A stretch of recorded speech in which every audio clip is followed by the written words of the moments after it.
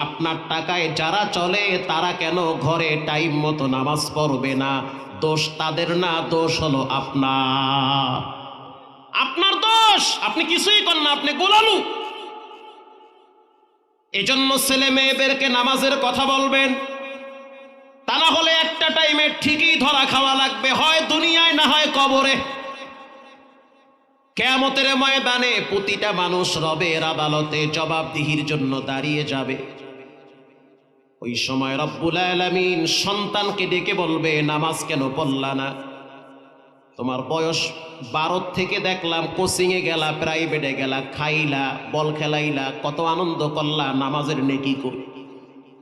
তখন সন্তান বলবে, আল্লাহ আমার কোনো দোষ নাই, আমার আব্বারে ধরেন। ও সন্তানের বাপ, দুনিয়ার ভিতরে সন্তানের কারণে মা বাবার সম্মান বাড়ে, আবার সন্তানের কারণে মা বাবা বেইজ্জতি হয়। তখন রব্বুল আলামিন বলবে, তোমার বাবা কোথায়? তাকে আমার সামনে ডেকে নিয়ে আসো। বাবাকে দাঁড় করায় দেওয়া হবে। এবার সন্তান বলবে, রব্বানা আতিহিম দিফাইনি মিনাল আযাবি ওয়াল আনহুম লানান কাবীরা। আয় আল্লাহ, আমার দোষ নাই, আমার আব্বা আম্মার দোষ। আমার আব্বা আম্মাকে ডাবল আযাব দাও। বাবার চাকরির টাকা আমি খাইছি। স্ত্রী বলবে, আমার দোষ নাই, আমার স্বামীর দোষ, কারণ স্বামীর চাকরির টাকায় আমি চলছি। স্বামী যেমনে চালাইছে তেমনে চলছি।